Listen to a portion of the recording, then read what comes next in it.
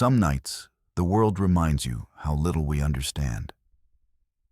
In a quiet seaside town called Northbridge, a country vet thought he was just delivering a German shepherd's litter, until the birthing room filled with a pale, moonlight glow sliding off the newborn's skin. Out on the bay, the lighthouse went dark, and someone swore they heard a call rising from beneath the waves, the voice of a species the earth had long forgotten. The storm had been building all afternoon, a low hum that settled over Northbridge Bay and rattled the window glass of the old lighthouse clinic. By nightfall, the air felt charged, as if the wires in the walls and the hairs on your arm all belonged to the same live circuit. Lena Hart sat on the tiled floor beside her German shepherd, Rhea, stroking the dog's neck while the thunder rolled in slow, stubborn waves from sea to shore. Rhea's breathing came in short bursts. Her belly tightened and released, like a fist learning how to unclench. She was ready. Lena had made a little nest from clean towels, a fleece blanket, and a rubber mat. She spoke in a steady voice, the way you talk to a child who knows what's about to happen but still needs to hear it again. I'm here. You're safe. Dr. Reed's right here. Dr. Amos Reed moved around the small exam room with the quiet speed of a man who has seen 100 births and respects every single one. He was careful with his hands, deliberate with the tools, and gentle with his tone. He checked the IV line, glanced at the monitor, then looked toward the door. Maya? I've got you, Maya Tran said, pushing in a small cart. She was young and quick, all sleeves and clipboard and alert eyes. She set a portable fetal monitor near Rhea's flank, then paused, listening to the storm as if it were part of the case. Powers flickering again, backups primed. Another contraction gripped Rhea. Her paws scraped the mat. A low sound rose in her chest. Lena leaned close, palm over Rhea's ear, whispering.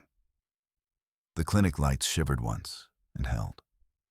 Outside, the lighthouse beam swung its long, white arm across the mouth of the bay, slow and faithful, like a metronome that could not forget its beat. Here we go, Dr. Reed said. First one's crowning. Time narrowed to breath and muscle, and the soft rustle of towels. Lena felt the room shrink to a single point where effort met life. Dr. Reed lifted, turned, and cleared the tiny mouth with a practiced sweep. For a second, there was only the storm and the old building breathing with it. Then the room found its sound. A thin, bright cry, like a teacup pinged with a fingernail. Dr. Reed did not smile. He did not say good or textbook or any of the little words people say to keep fear out of a room. He went very still. The puppy squirmed in his hands, warm and strong. Under the light, its coat did not look brown or black. It held a wash of gray, the color of wet stone. And in that gray, a faint sheen moved, as if the hairs caught and kept the light instead of throwing it back. Maya saw it too. Dr. Reed? He bent closer. The eyes were not shut tight the way newborn eyes should be. A slit, then a blink, quick and sure, as if a curtain had been pulled back from a small, steady lamp. The paws stretched and flexed. Between the toes ran the thinnest veiling, like a damp thread of silk. The chest rose and fell with a clean rhythm, and with each breath, something else rode the air. A tiny clicking sound, right at the edge of hearing. Maya looked at the monitor. The tracing climbed and dipped in neat ripples, but a second, finer pattern sat on top of it. A ladder of marks she did not recognize.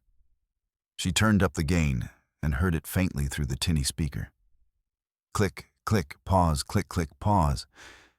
It reminded her of an old boatman tapping a pipe on the rail to count swells in the dark. Amos? Lena said, voice shaking. Is he all right? He's breathing, Dr. Reed said, still studying. strongly. He wrapped the little body and slid it toward Rhea. The mother took one look, pressed her nose to the small rib cage, and let out a sigh that sounded like a prayer. The second contraction came sooner. Rhea strained, and another tiny body slipped into Dr. Reed's hands. Then a third. Each wore the same unusual coat, that tidal gray with a hush of glow living inside it, as if moonlight had soaked the fur and stayed. Each set of paws flexed with quick confidence. Each chest sent that soft clicking into the room, a braided pattern of sound that settled into a shared rhythm. Maya stared at the monitor, and a thought rose that she did not want. She switched to a different band, an ultrasonic slice of the spectrum they used only for specialty cases. The speaker gave nothing but the hiss of air. She put the headset on and flinched. "Doctor," she whispered, "they're calling. It's structured. It's not random." "What are you hearing?" "Pulses. Spacing, like range finding, like echolocation, but not bats."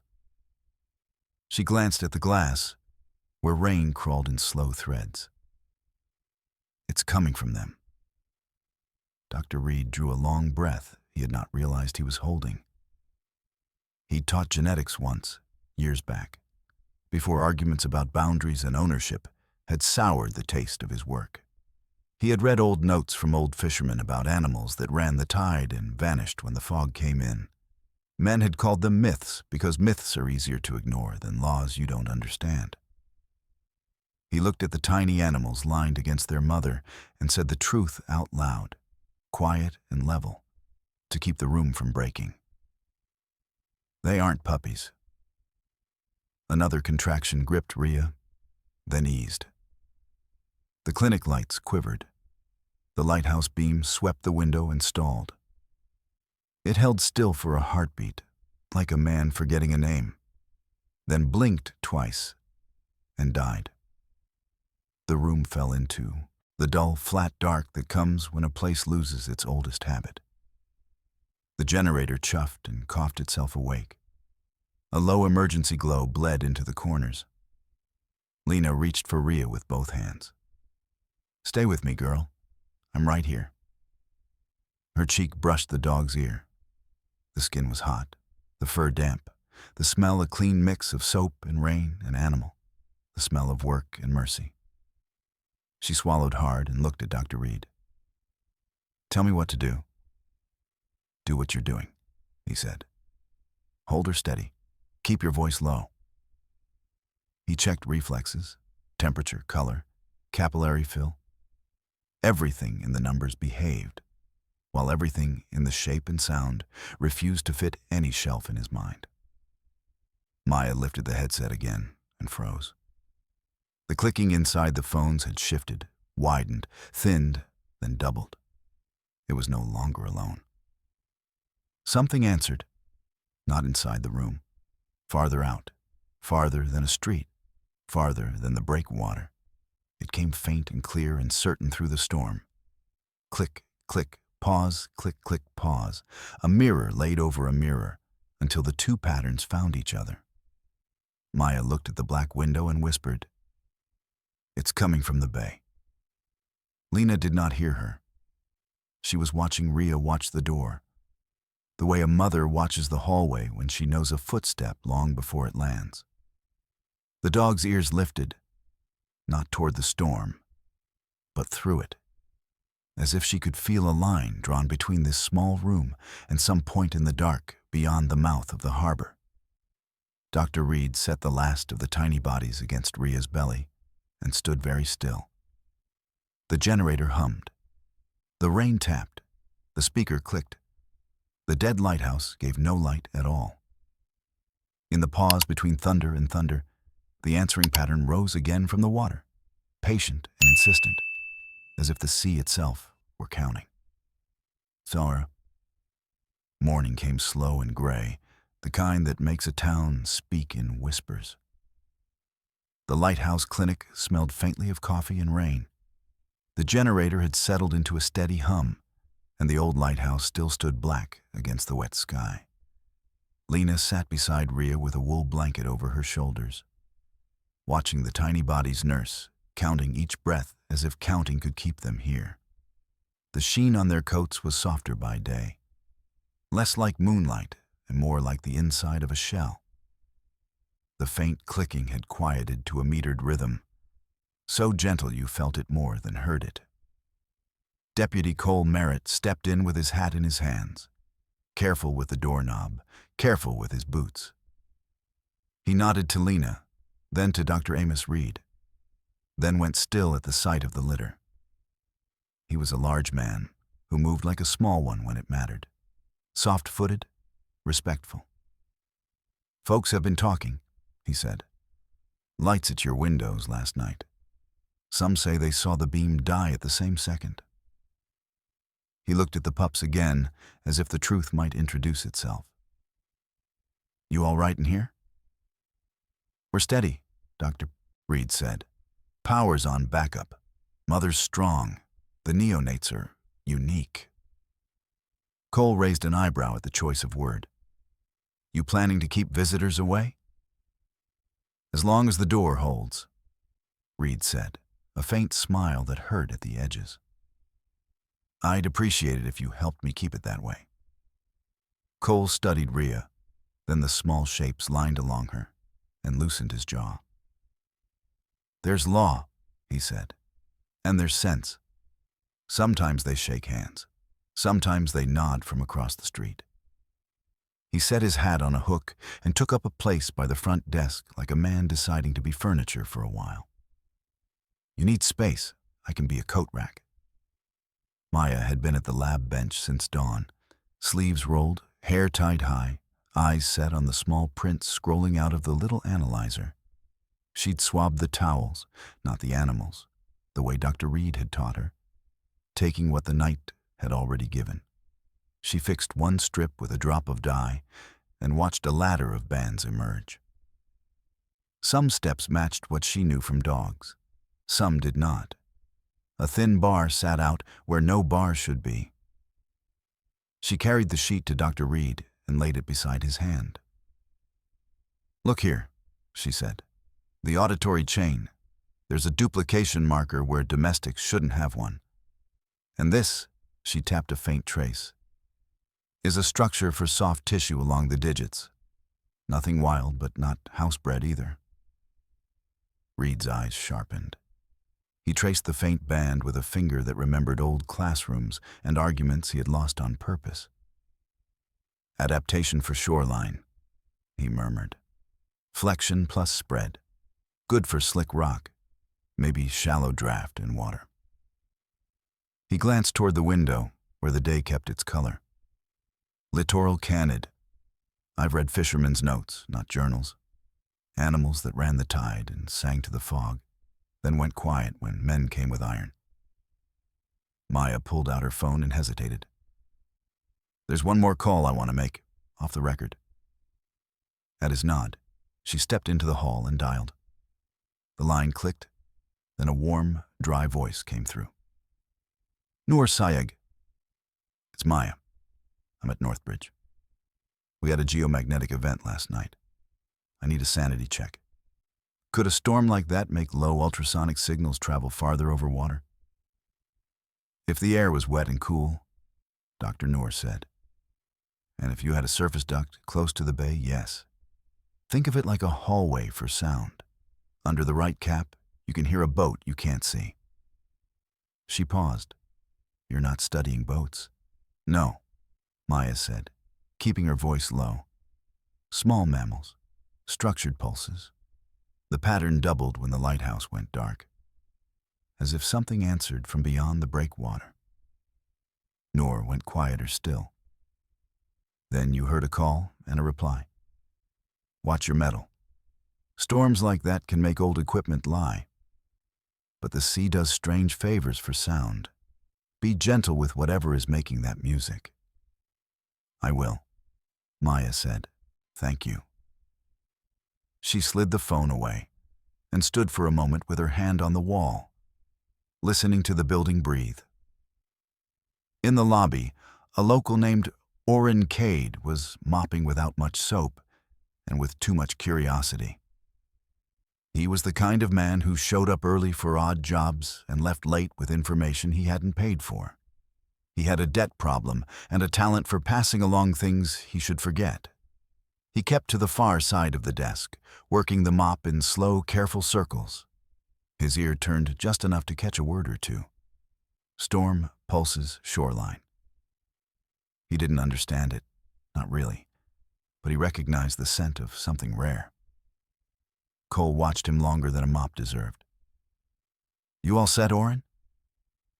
"Just finishing, Deputy," Orrin said, smiling without teeth. "Town likes a clean clinic." "Town likes a quiet one, too," Cole said. Orrin ducked his head and wheeled the bucket out into the drizzle.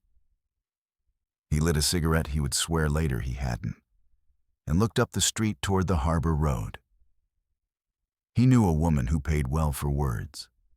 She called herself a donor for wildlife, but she had a way of looking at animals like tools that made Orrin's neck itch. He thumbed his cracked phone and sent a message anyway. He had rent. He had reasons. Back inside, Lena shifted on the stool and stroked Ria's shoulder. The dog's eyes were clear, brighter than they had been in weeks. She watched the door the way a steady woman watches a slow clock. The pups fed with a vigor that eased the knot in Lena's chest. When one lost the latch, another found it, and the small bodies made a quiet tide of their own. Dr. Reed set a stethoscope to a tiny chest and listened. Beneath the little heart, beneath the rinse and rush of breath, the faint clicking kept its time. He looked at the printouts, then at the animals, then at the window where the day leaned in. "We're going to need to keep this private," he said. "Not secret for the sake of secret. Private for the sake of life." Cole tipped his chair back and let the front legs find the floor again. "I can mind a door," he said. "I can mind two." Maya returned and told them what Noor had said, that the bay could carry a whisper like a bell if the air behaved. Reed nodded once, slow, as if a piece of a picture he'd been chasing all night had taken its seat. "Then last night wasn't just our room talking to itself," he said. "Somebody out there answered."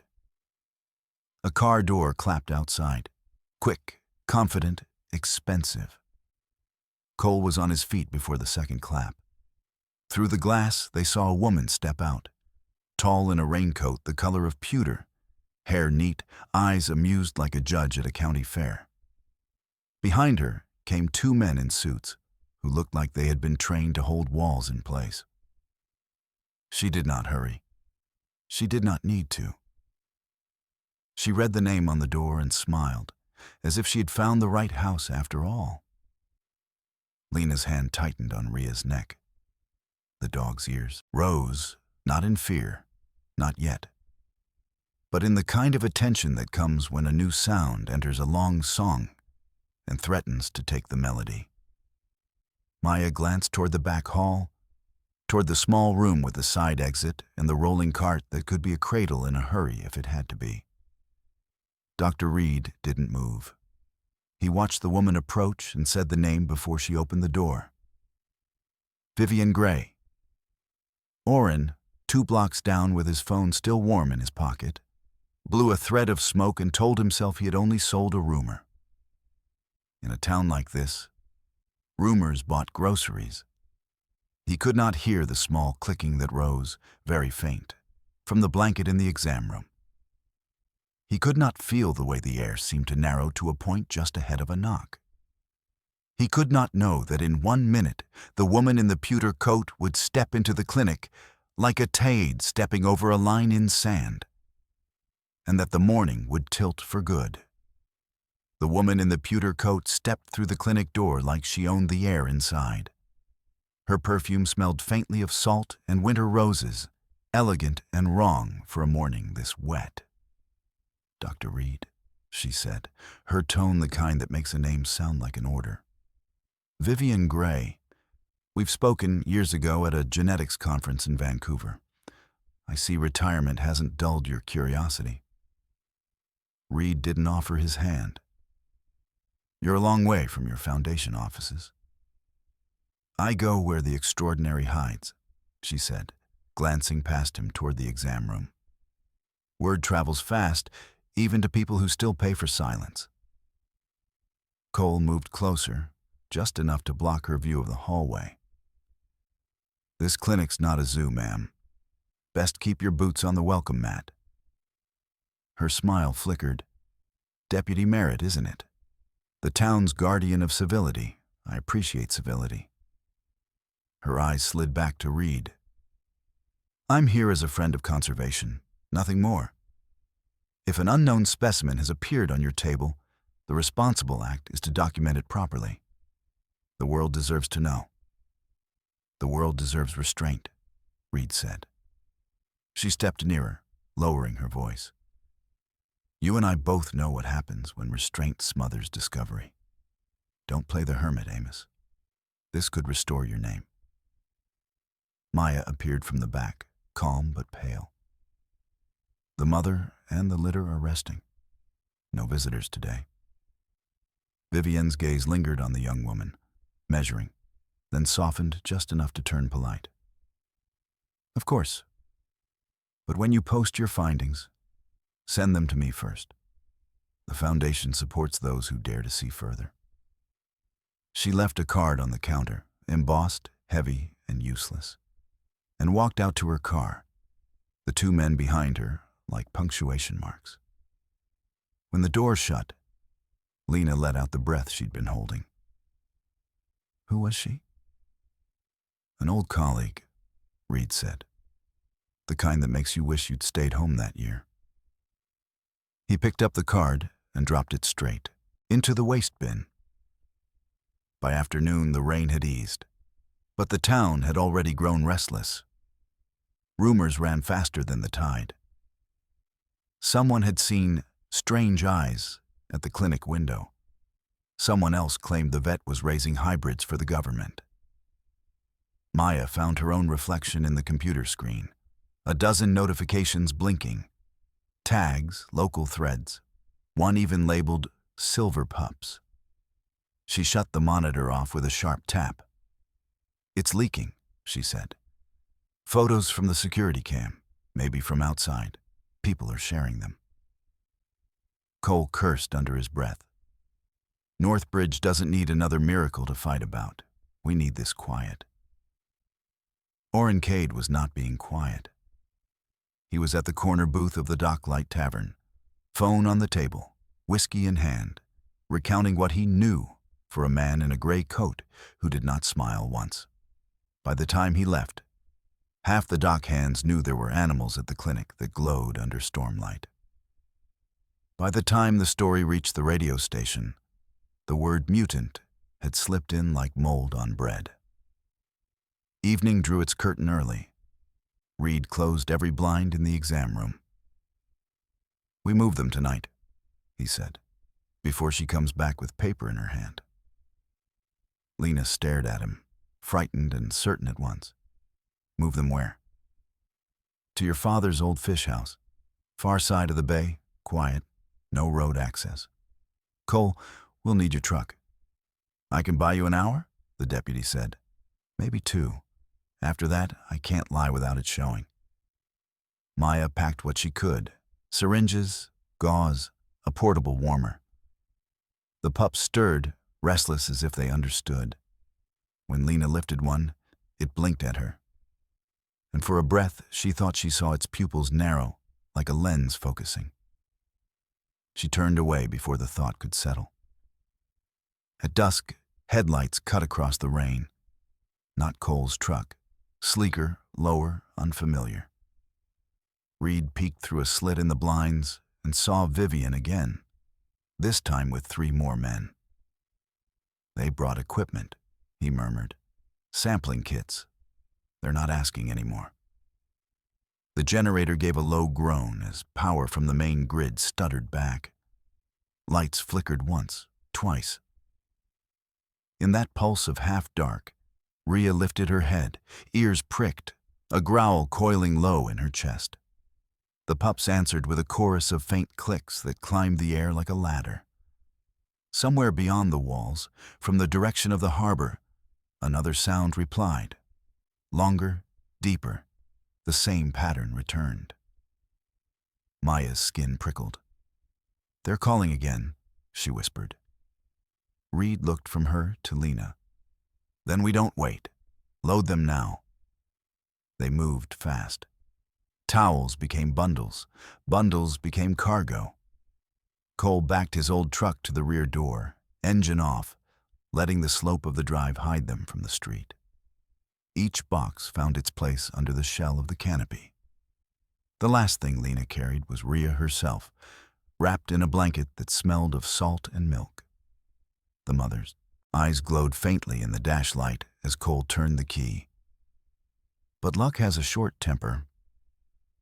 Oren's cheap sedan came around the corner just as they rolled through the side gate.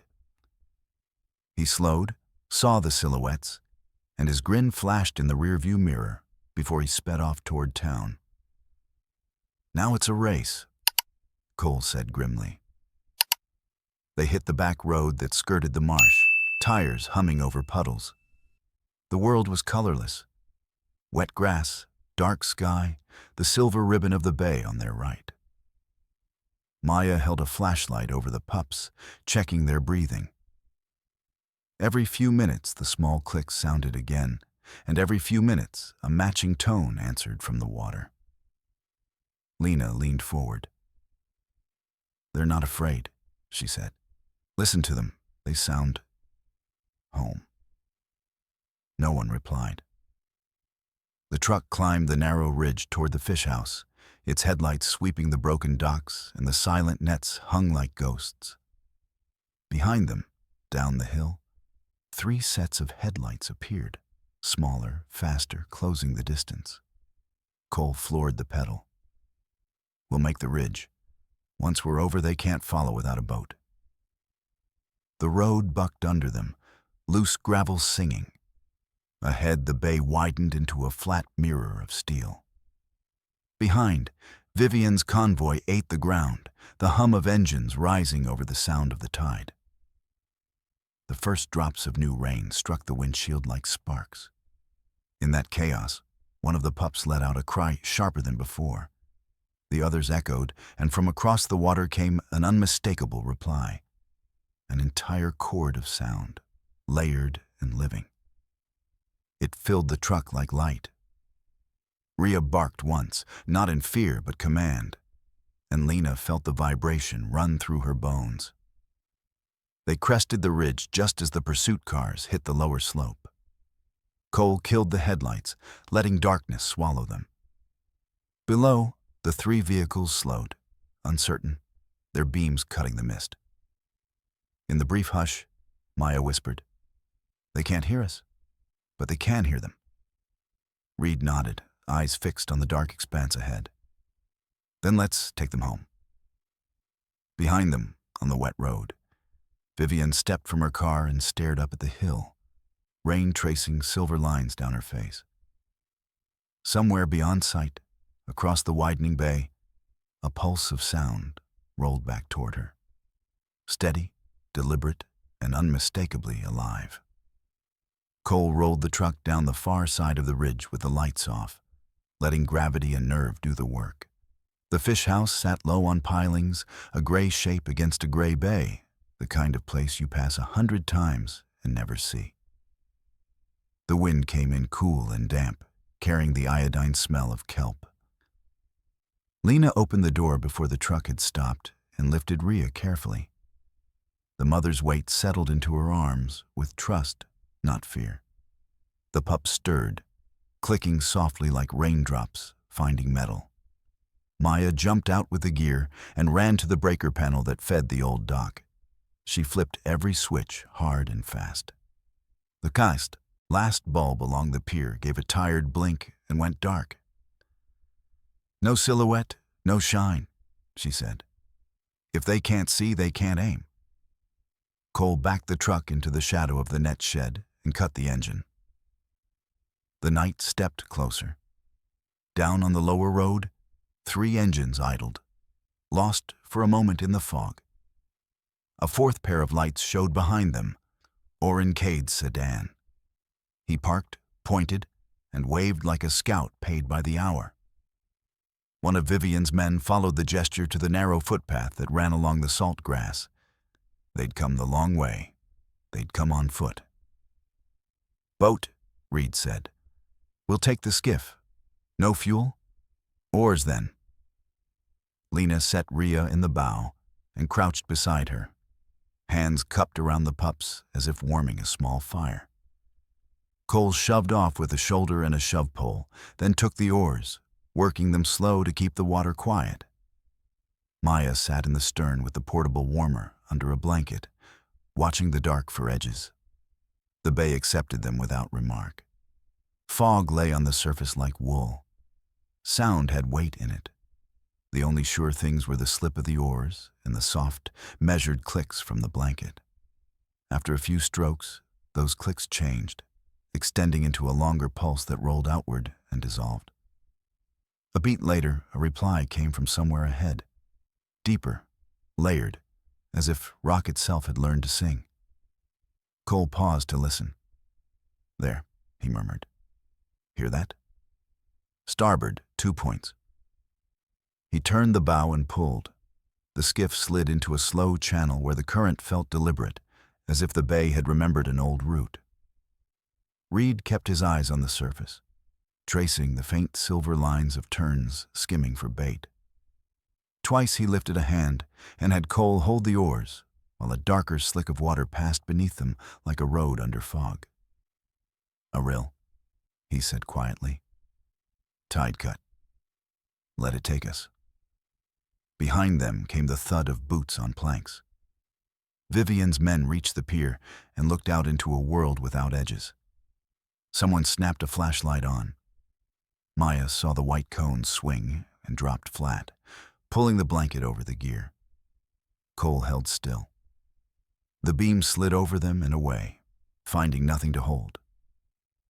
They reached the mouth of the bay, where broken teeth of rock marked the way to Scarn Island.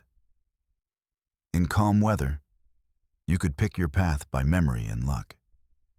In this fog, all paths looked like mistakes. The pups clicked again, faster now. The answer came close and low, like a drumhead tapped with fingertips. Lena felt Rhea's chest vibrate under her hands, a sound too small for ears and too big for fear. The skiff drifted between 2 black shoulders of stone and into a pocket of water that seemed to breathe. The fog thinned enough to show a basin, ringed with basalt, with a crease in the cliff like a mouth shut against strangers. Cole touched the rock with the oar and found, just under the surface, an opening no wider than a doorway. "You're kidding," he said softly. "Not kidding," Reed said. "Timing. Wait for the lift." The tide rose a finger's breadth, then another. When the swell came, Cole gave a soft pull and the skiff skimmed through, hull whispering on stone. The water inside the cave held a different light. It was dark and not dark, as if night had learned a trick. Threads of blue-green bled from the walls where weed and tiny animals made their own stars. The ceiling arched low, bearded with ferns and salt. The pups fell silent. Then, from deeper in, a chord answered. Longer, harmonized, not loud but whole. It filled the small cave the way a church note fills rafters. Lena's throat tightened. She touched Rhea and felt the dog's answer, a breathy tone hardly more than air, clean as a flute. Maya lifted her head slowly, afraid to change the sound by moving wrong. "They're singing," she whispered. And the word felt too thin for what the air was doing. Shapes stood in the half-light beyond the reach of the skiff's bow. Not men, not dogs, not wolves like in a painting. They were slimmer at the foot, broader through the chest, the lines of their legs speaking rock and tide, more than field and farm. Their coats caught the cave light and held it the way the pups' coats did, only older, more worn, as if time itself had brushed them. One stepped forward, stopped at the edge of the shallow, and tilted its head. The movement matched the pup's tilt exactly, right down to the breath before it. Rhea rose to her elbows, made that soft nose tone again, and the standing animal answered with a chord that had a lower note in it that felt like welcome and warning at once. Reed's voice was no more than thought made sound. "Ghost wolf of the tides," he said. "They ran the rocks and went where the fog went. Folks wrote songs about them and then forgot who taught the tune." He looked down at the tiny bodies and then up at the standing shape. "They aren't ours, Lena. They never were." A scrape echoed behind them, metal on rock. Vivian's men had found the outer basin. A flashlight cone cut through the seam and jittered along the roof. Cole reached for his sidearm by reflex, then stopped himself. A gun would break this place like a shout breaks a prayer. Maya slid a hand to the skiff's battery switch and killed it, though it was barely running. She reached back to the stern plug and pulled it for a heartbeat, letting a finger of water in, then pushed it home. "Let the hull go heavy," she whispered. "Lower in the water. We'll sit lower than their light." Vivian's voice bled through the crack, steady and annoyed. "Find the opening. There's a chamber in there. I want the specimens now." Her boot heel clicked on basalt. Oren muttered something about footing and pay. The standing shape in the cave stepped back and gave a small sound that turned the water to a rippling skin of a light. From the walls, the pale glow brightened a shade, not a glare, just a little mercy for eyes. The pups responded with a tidy string of clicks, each spaced like beads on a rosary. The mother answered once, and the shapes in the half-light drew nearer, without crossing the water. It was not fear. It was boundary. Reed looked at Lena. "If we keep them with us, we'll doom them to our kind of trouble," he said. "If we put them ashore, we hand them to their own. We might not get another chance to choose." Lena ran a finger along Rhea's ear and felt the small scar where a wire fence had torn it a year ago, the day she'd pulled the dog from a ditch and promised a softer life. "She'll go where they sing," Lena said, voice breaking and sure. "She'll go where she belongs." Vivian's light suddenly speared the seam and swept the cave's mouth. Cole raised a palm to shade his face. The beam crawled over the ceiling and missed them by a man's height. One of her men moved a rock, and the opening sighed a little wider. Time grew thin. "On my count," Reed whispered. 2 breaths, on 3. 1, Cole said, already leaning. 2, Maya breathed, hands on the gunnels. 3, Lena finished, and slid the blanket away. She lifted the nearest pup and set it on the slick shelf of rock. It stood, legs loose, then sure, and looked up into the faces in the glow. Another cord welcomed. She passed the next and the next, each tiny body finding a place on that damp threshold between sea and stone. Rhea watched with eyes that were not afraid. When the last pup stood, she eased forward, placed one foot on the ledge, then the other, and turned her head to Lena. The look was not human and did not need to be. It said everything a mother says when she knows her work must change. Lena touched her nose and whispered, "Go on, girl." Rhea stepped from the skiff and stood with her young. At that same breath, the outer opening shook as a boot slipped and a curse rang. The flashlight beam jerked and hit the water, flaring a shield of green. Vivian gave a sharp order. The cord inside the cave deepened, a note that slid under the skin and stilled the impulse to flinch. The standing shapes eased backward, a ripple that drew Rhea and the pups with them, not dragging, not pushing, just allowing. Cole pulled lightly on an oar, and the skiff drifted back a hand's length, then another. letting the gently falling tide take them toward the seam. Vivian's beam skated over their heads and found nothing but wet stone. Oren coughed and said he saw tracks that went nowhere. The sea filled in their words with patience. Maya finally let herself breathe. Reed kept his eyes on the place where the glow thinned. Lena watched until the last hint of Ria's coat became only cave light and memory. Then the reply came one more time, softer now, like the end of a hymn, a chord for those who leave and those who wait. They drifted in the cave mouth's shadow until the tide eased them back toward the seam. Cole let the skiff kiss the rock and held it there with one hand, the oar blade feathering like a gull's wing. Reed kept his eyes on the glow that had swallowed Ria and the pups. The cord they'd left behind hung in the air a moment longer and then folded into the hush, like a bell fading into its own bronze. Boots scraped again outside. Vivian's voice came closer, clipped and dry. There's a cavity behind this cut. Flatten the light. Keep it low. A flashlight cone slid in a slow crescent along the ceiling and died at the seam. Someone pushed a pry bar against stone. The cave murmured in protest. Cole drew a breath as if to talk, and then didn't. He almost never wasted words.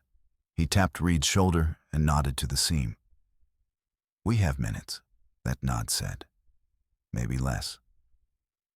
Maya's hand hovered over the stern plug as if her fingers could will the boat lower. She didn't take her eyes off the crack. She'll push, she whispered, meaning Vivian.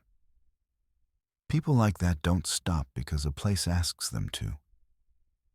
Lena leaned forward, both palms flat on the bow's thwart, holding herself still through force.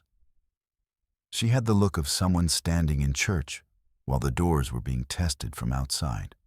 Every nerve in her remembered the weight of Ria's head against her knee and the feel of those small ribs under her hand. The cave light gave her face a soft edge and made her older all at once. The seam opened another inch with a squeal that set Maya's teeth on edge. Vivian's men worked the bar, careful and quick. The next sweep of light painted the skiff's gunwale and slid off like water.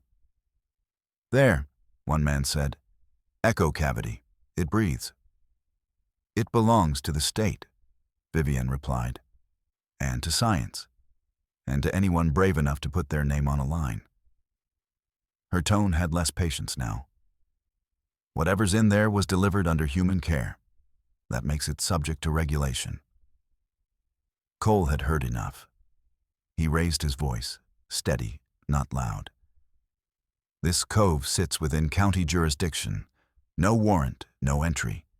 You can't turn a family into evidence with a flashlight and a crowbar. Vivian's laugh was small and neat. Deputy, the world is larger than your county. Step aside before I make you irrelevant. The cave answered for him. From deeper in, a thin call rose. Not the full chord, but a single line, fragile as glass. It quivered, broke, and repeated, each time weaker. Lena's head snapped up. That's a pup, she said, and her voice had the grit of gravel in it. One of them is failing. Reed felt the note in his bones, the way he had once felt the tremor of a foal weakening in a cold stall. He closed his eyes to hear it better. Hypoxia, he said quietly. Or separation stress. He's too new. He doesn't know the map of his own breath yet. The line from the deep thinned to a thread and began to fray.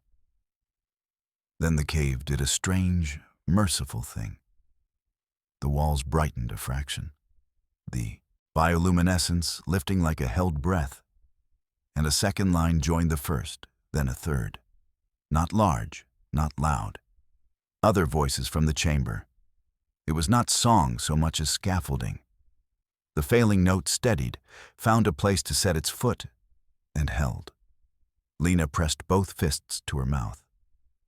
It was the sound of strangers making room. It was the sound a mother hears when she finally believes she can let go and life won't tip. Outside, the pry bar slipped. Oren swore. "It's slick," he muttered, "like the rock has soap on it." Vivian said something Lena couldn't catch, and someone shuffled for better footing. The seam refused another inch. Cole reached slowly inside his jacket and took out a folded document he had carried since noon because it made him feel honest to have it. An incident report, half filled, the boxes neat, the lines tidy. He looked at the paper the way a man looks at a tool that has done good work for a long time. Then he tore it cleanly down the center, and then in half again. The small white squares drifted into the water and vanished like moths in milk. "I don't see a crime," he said into the fog. "I don't see anything at all." Silence from outside, then Vivian's voice, colder.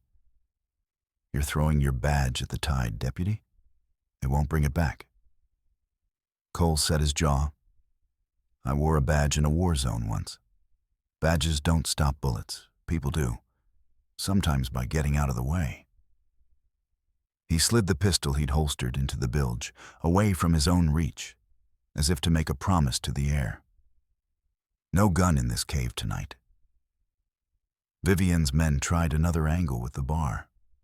The seam groaned, but did not yield. Reed watched the light falter. He had the sense, not of winning, but of a place declining to be turned into a stage. "Boundaries," he murmured. "There are places that remember the difference." Maya touched Lena's sleeve.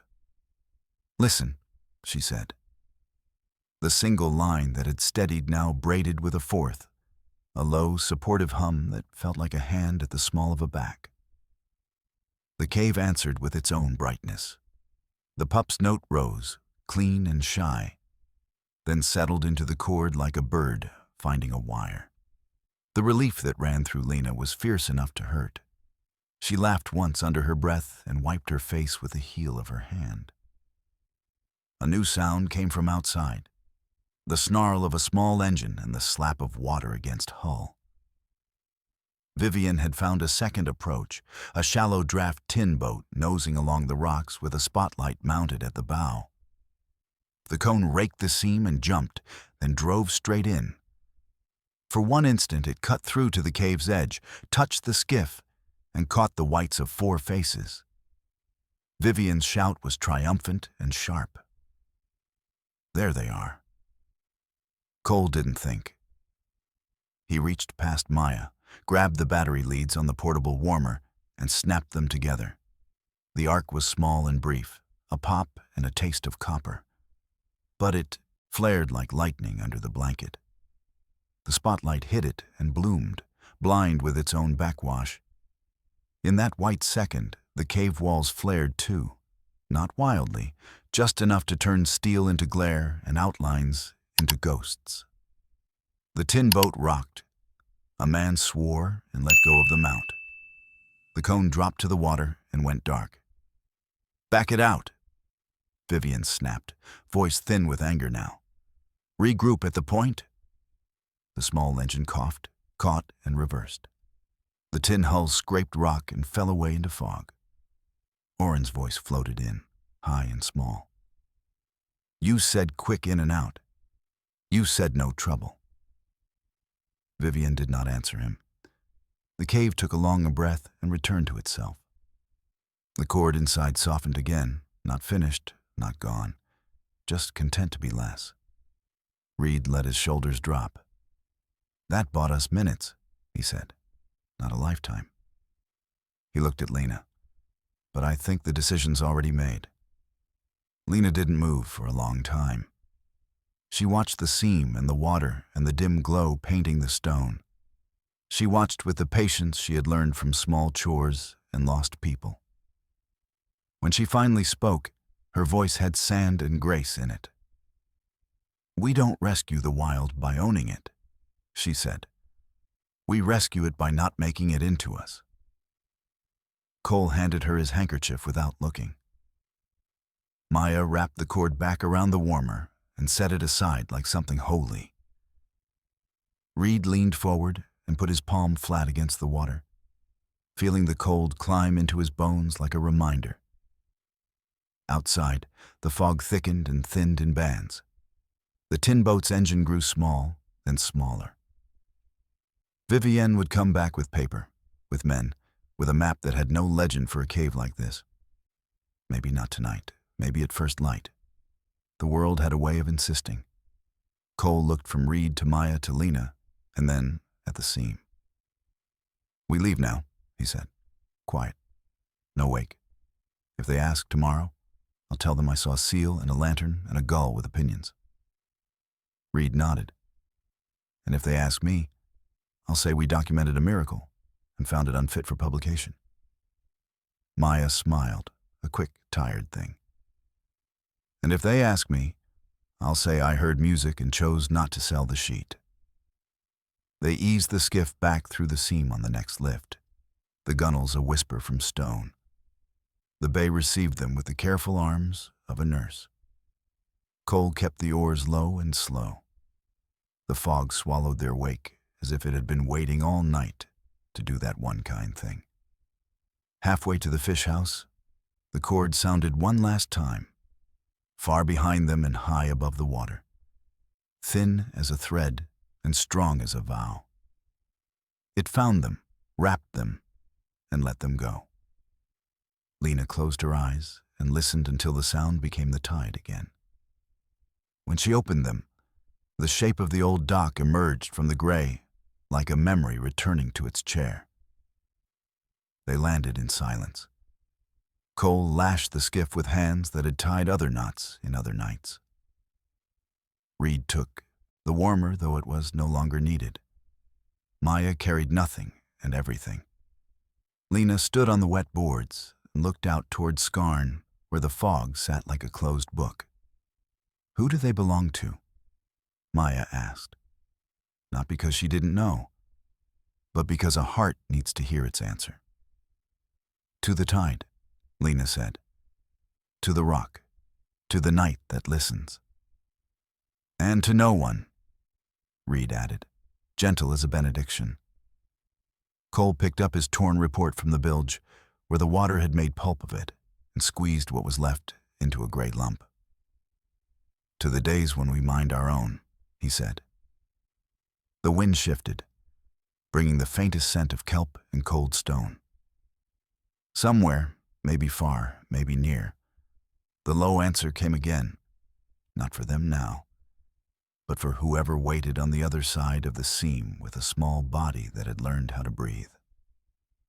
The four of them stood and took that sound the way you take communion when you were raised on coffee and plain bread, with a little wonder, a little fear, and a quiet promise to do no harm. Dawn came thin and careful, like a hand feeling its way along a stair. The fog began to lift in quiet folds, showing the fish house on its spindly legs and the old nets drooping like tired clothes. Cole parked his truck behind the net shed and stepped out with his hat low, as if not to wake the morning. He checked the shoreline, the pier, the tire ruts that last night had worried him sick. The bay kept its secrets. Where the skiff had cut the water, there was only silver, smooth as a plate before church. Inside the fish house, Lena sat on a crate with the blanket still around her shoulders. Sleep had not come, but a kind of stillness had. Maya warmed her hands on a mug and said nothing for a long time. Dr. Reed sorted instruments he did not need to sort, then stopped and looked at his own fingers. They were steady. He remembered births from years ago, and how a room felt when the first cry answered the first fear. He thought of the little note in the cave that had almost broken and then held. He let that memory do what coffee could not. Down the lower road, engines coughed to life. Vivienne's convoy moved like a classroom that had been told to leave quietly and pretend not to be angry. Cade trailed them a car length behind, a man who could not decide whether to be paid or to hide. They reached the end of the track, stood a long time at the pier with binoculars and small, precise gestures, then fanned out along the rocks like people hunting for a dropped ring. For all their looking, the bay gave them what it gives everyone who comes without permission: a clean face. Vivian found something at last. A sweep of wet rime on the basalt near the seam, with a faint scallop where small feet had stood and then gone. She stared at it until the wind dried it to nothing. "There," she said. But the word had no place to land. Her men waited, motionless, the way trained men do when they have done exactly what was asked, and the world has refused to change. Orrin shifted from foot to foot, rubbed his hands, and tried out a smile that failed to stick. She did not look at him. Back at the fish house, Cole wrote a report with neat letters and a lawman's patience. He kept it short. He left out the cave, the cord, the seam that breathed. He wrote, "Responded to disturbance. No evidence of crime. Advised parties to clear the area due to tide conditions." He signed his name with the same steady hand he used for wedding licenses and fence disputes. He tore the flimsy yellow copy free and handed it to Reed, who read it and nodded once like a man accepting a postage stamp for a debt no one could count. Maya set her phone on the table and stared at the dark screen. She had taken no photos. She had recorded no faces. She had kept only 3 seconds of sound from the headset, a strip so short you could miss it if you breathed too loud. When she played it now, the room filled with a hush and then a small run of notes, quick and exact, like a knuckle rapping wood in a pattern only the bay would understand. She pressed a finger to the speaker and stilled the sound. "We don't post it," she said. "We don't send it anywhere. We just remember it right." Reed opened his laptop, looked at the 2 files he had in reserve, both taken for medicine's sake. A blur of cave light, a faint edge of a ledge, nothing a jury could understand. He dragged them to the bin and sent them away. He did not like erasing things. He believed in records. But he believed more in a line he had drawn long ago, the one that said not every wonder was a story to sell. Lena stood and shook out the blanket. The cloth smelled of salt and clean dog in the long night. She folded it carefully and set it on the crate. She thought of the moments when each small body had touched the slick stone, how each had steadied. How Rhea had turned her head in that last quiet question and found her answer without words. She walked to the door and looked out over the water. The lighthouse towered in its familiar place, black against the brighter sky. A coil of wire lay on the ground by the service shed, where a lineman had left off before the storm. It looked like a necklace a child had dropped on the porch and forgotten. By mid-morning, the lineman came back with a thermos and a joke that didn't travel far. He climbed the rungs, checked the breaker, tapped a housing, and grinned to himself when the great lamp stirred. He threw the switch. The lens took the light and made it into a long, slow arm the color of new bone. It swung once across the bay, then twice, reacquainting itself with the job it had done for 100 years. Folks in town set down their cups and said, "Well now," in that way people do when a small order returns to the world and makes it feel managed again. Vivian left without a goodbye. Her tires hissed on the wet road, and the pewter coat never turned.